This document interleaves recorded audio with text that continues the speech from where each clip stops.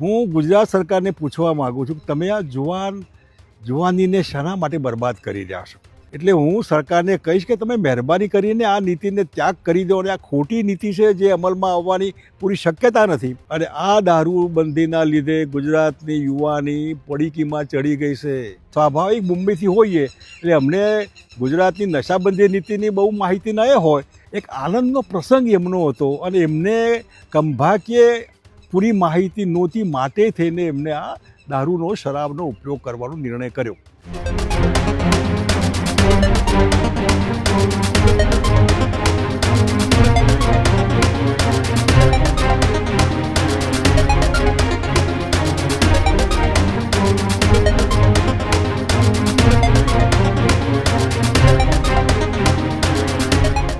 સમાચારોમાં આગળ વાત કરીએ તો 4 ફેબ્રુઆરીના રોજ સાણંદની અંદર જે દારૂ પાર્ટી ઝડપાઈ હતી તેને લઈને હવે શંકરસિંહ વાઘેલાના બેબાક બોલ જોવા મળી રહ્યા છે. સાણંદમાંથી પકડાયેલ દારૂ પાર્ટીને લઈને શંકરસિંહ વાઘેલાએ સવાલો ઉઠાવ્યા છે. દારૂ સાથે પકડાવાના ડરથી યુવાનો ડ્રગ્સના રવાડે ચઢ્યાનો શંકરસિંહ વાઘેલાએ દાવો કર્યો છે. પાર્ટીમાં સામેલ લોકોએ મોઢા ઢાંકવા પડે તેને બાપુએ અયોગ્ય ગણાવ્યું હતું. કોઈની આબરૂ પર હાથ મારવાનું બંધ કરો એવી વાત શંકરસિંહ વાઘેલાએ કરી હતી. દારૂબંધીની નોટંકીને દૂર કરે તેને જ વોટ આપવા એવી વાત પણ શંકરસિંહ વાઘેલાએ કરી હતી. મહેફિલ પર દરોડાથી સારા પરિવારના લોકો એ બદનામ થતા હોવાનો આરોપ શંકરસિંહ વાઘેલાએ લગાવ્યો હતો. આમ તો દારૂબંધીને લઈને અગાઉ પણ રાજ્યના પૂર્વ મુખ્યમંત્રી શંકરસિંહ વાઘેલા અનેક વખતે નિવેદનો આપી ચૂક્યા છે, પરંતુ ફરી એક વખત જ્યારે સાણંદમાંથી હાઈ પ્રોફાઇલ દારૂ પાર્ટી ઉપર રેડ થાય છે, 81 લોકોની ધરપકડ થાય છે અને શંકરસિંહ વાઘેલાના એ બેબાક બોલ સામે આવે છે.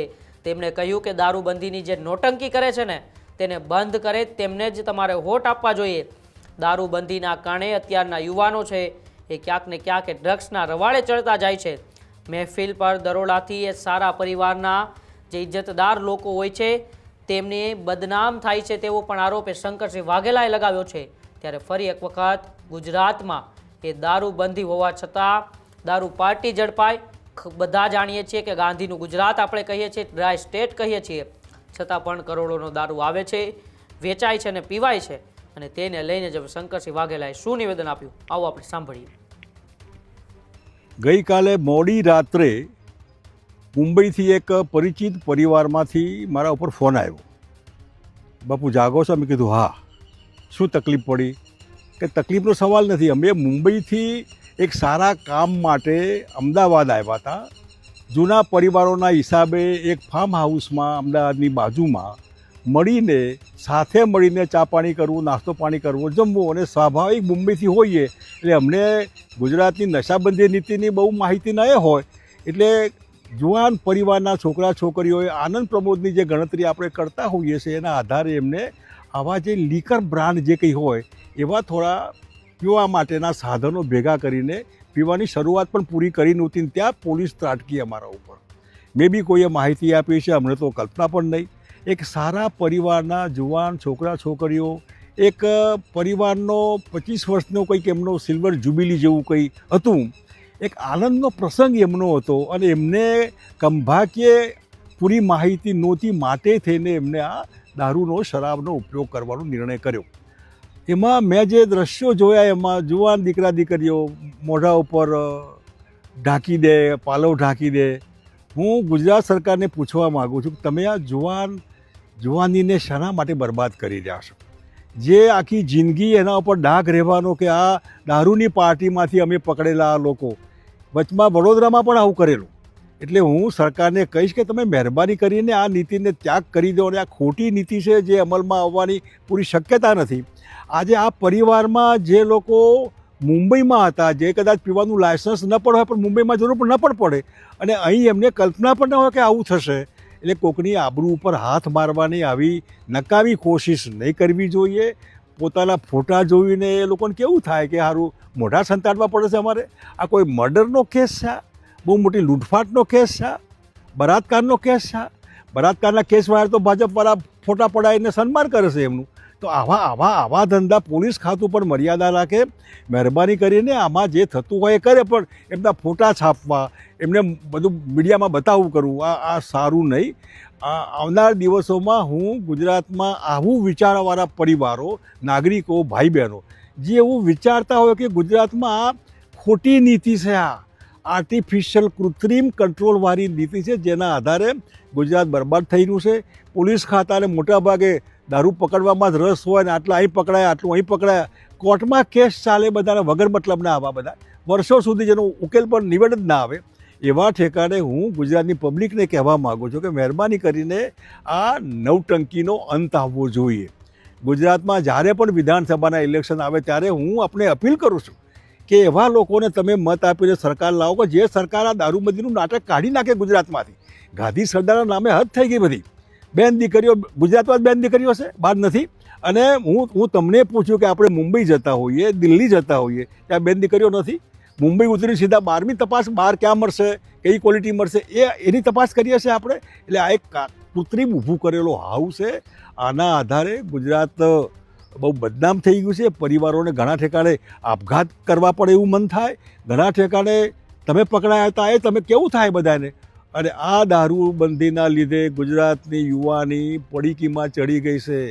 નાની પડીકીમાં બાટલી એને છુપાવવામાં તકલીફ પડે માટે ગજવામાં પડીકી પડી રહે, ખબર ન પડે. આવી પડીકીમાં ગુજરાતની યુવાધન, સવિશેષ કોલેજના છોકરા છોકરીઓ બરબાદ થઈ ગયા છે. ગુજરાત સરકાર સમજે. ગુજરાત સરકાર ન સમજે તો પબ્લિક સમજે. આ મહેરબાની કરીને હું પીતો નથી ને કોઈ પીવે એ મને ગમતું નથી, પણ પીવાનું આ નવટંકી મહેરબાની કરીને આ ત્રાગુ જેને કહેવાય એક જાતનું કમાણીનું સાધન, બુટલેગરોની ગુંડાગીરી, આ બંધ થવું જોઈએ. અને સારી લીકર પોલિસી બને એવી સરકાર તમે લાવો. હું તમને વિનંતી કરું છું મહેરબાની કરીને આવનાર દિવસોમાં બહુ દૂર નથી, આ 26 શરૂ થઈ ગયું, 2026, 27ના એન્ડમાં ગુજરાત વિધાનસભા આવી રહ્યું છે. તમે જો ઈચ્છતા હોય કે શંકરસિંહ વાઘેલામાં વિશ્વાસ હોય કે આ દારૂબંધીની નીતિમાં ફેરફારની જરૂર છે, જેના લીધે ગુજરાતી પ્રજાને જે સોર્સ ઓફ ઇન્કમ થવાની, જે ઇન્કમ માટે કાઢી નાખવાના મતલબ હું નથી, પણ ઇન્કમ જે થવાની એના આધારે હું તમારા બાળકોને વિનામૂલ્યે શિક્ષણ કરવાના મતલબ છું.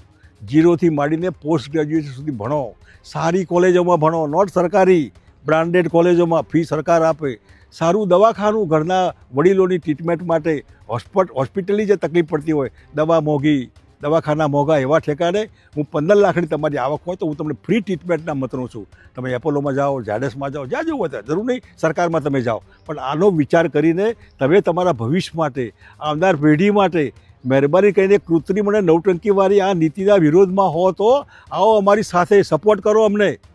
અને દરેક ઠેકાણે બહુમતીનો મતલબ હોય છે. અને બહુમતી ગુજરાતમાં હું માનું છું કે આના ફેવરમાં નથી, કે આ ખોટી દારૂબંધીના ફેવરમાં ગુજરાત નથી. અને સવિશેષ ગુજરાતો શહેરી અર્બન વર્ગ બે પૈસે સુખી થયો હોય અને ક્યાંક જેમ ચા કોફી પીતા હોય એમાં આની અપેક્ષા રાખો, ચાલો થોડું પીએ. આ પીવાવાળા સાકટા થાય છે ક્યાં? આ પરિવાર આવ્યું હતું એ સાકટું થવા આવ્યું હતું ક્યાં?